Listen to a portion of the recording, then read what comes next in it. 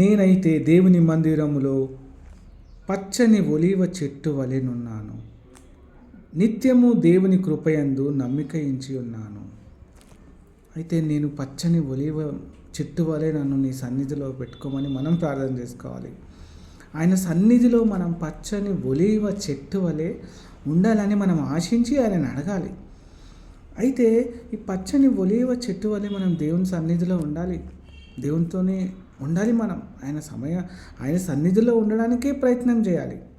దేవుడు ఆయన ఆ విధంగా బ్లెస్ చేసిండు దావీదు గారిని. అయితే ఇక్కడ ఏమైందంటే ఒక ఇన్ఫర్మేషన్ చెప్తాను.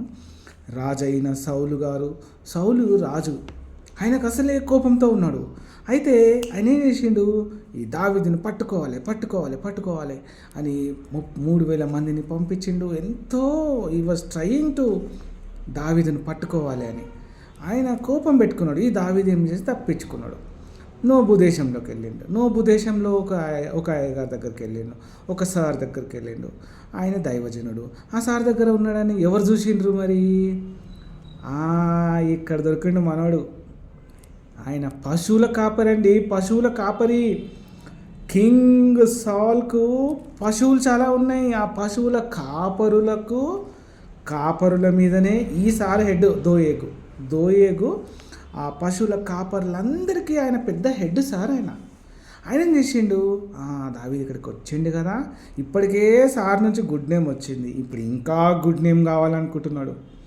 అయితే ఒకరోజు ఈ సౌలు కోపంగా, ఏంటి నాకెందుకు చెప్పలేదు మీరు, అసలు అతను ఎక్కడున్నాడు, దావీదు ఎక్కడున్నాడు అని కోపంతో ఉన్న కింగ్ దగ్గరకు పోయి, సార్ నాకు తెలుసు సార్.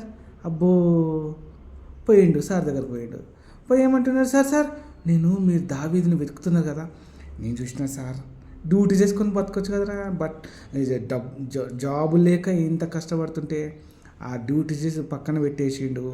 పశువుల కాపర్లకే హెడ్ అయినా పోయి సార్కి చెప్పేసిండు, సార్ ఇట్లా నేను చూసిన సార్, ఆయన చూసిన అంటే, ఏడో చూసినావు? నేను నూబు దేశంలో చూసిన సార్. ఈయనకు అవసరమా డ్యూటీ చేసుకోవాల్సిన అవసరమా?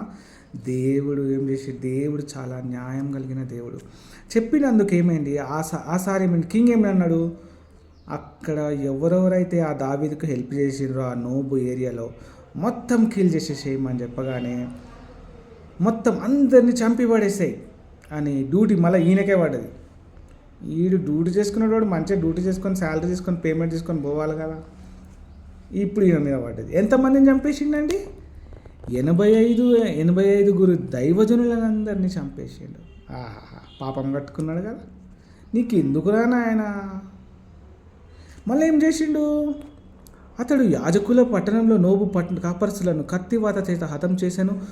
మగవారినేమి, ఆడువారినేమి, బాలురనేమి, పసిపిల్లలనేమి, ఎడ్లనేమి, గాడిదబములనేమి, గొర్రెలనేమి అన్నీ చంపేసిండు. ఇంకా గుడ్ నేమ్ కావాలా ఇంకా మనకు కదా, అంతేనా? ఈయన జాబ్ చేసుకోవడం కాదు, అన్నీ చంపేసి సార్ దగ్గరికి వెళ్ళిండు. దేవుడు పొట్టోని తలని పొడుగోడు కొడతానంట, పొడుగోని తలని దేవుడు కొట్టిండట. అది నేను మీకు పెడతా, చదవండి. ఈ కీర్తన 52వ అధ్యాయంలో ఏమంటున్నాడు, మోసము చేయువాడా, వాడిగల మంగళ కత్తి వలె నీ నాలుకను నాశనం చేయనుద్దేశించున్నది. మేలు కంటే కీడు చేయుటయు నీతి పలుకుట కంటే అబద్ధము చెప్పుటయు నీకు ఇష్టము. దేవుడు చూస్తాడు. కపటమైన నాలుక గలవాడ, అధిక నాశనమైన మాటలే నీకు ఇష్టం రా అని చెప్పేసి దేవుడు ఏం చేసిండు, ఆయనతో ఏం చేసిండు, సదాకాలము నిన్ను అనగగొట్టును, నిన్ను పట్టుకొని ఆయన నీ గుడారంలో నుంచి నిన్ను పెళ్ళగించును, సజీవుల దేశంలో నిన్ను నిర్మూలం చేయును. దేవుడు ఏం చేసిండు, మొత్తం ఫ్యామిలీ మొత్తం తీసి పడేసిండు. చూసిండ్రా, మన పని మనం చేసుకోవాలండి. ఎందుకండి కంప్లైంట్స్? ఎవడైతే మనకేంటండి ఆఫీస్లలో ఎవరు ఏం సంగతి అయితే మనకెందుకు? మనం సార్ దగ్గరకు పోయి మనం ఎందుకు కంప్లైంట్ చెప్పాలి?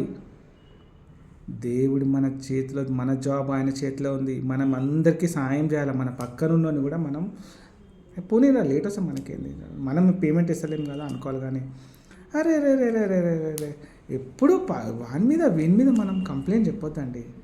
చెప్పొచ్చు, పైన చూస్తున్నాడు, దేవుడు చూస్తున్నాడు. నీ డ్యూటీ నువ్వు చేసుకోవాలి, మన డ్యూటీ మనం చేసుకొని మనం వెళ్ళిపోవాలి అంతే. మన పిల్లల కోసం, మన ఫ్యామిలీ కోసం మనం కష్టపడాలి. ఇప్పుడు ఫ్యామిలీ తీసి పడేసిండు దేవుడు, మా అత్తమే తీసి పడేసిండు. దోయేగు మీరు చదువుకోండి. నేనైతే పచ్చని దేవుని మందిరములో పచ్చని ఒలివ చెట్టు వలె ఉన్నాను. Bye bye.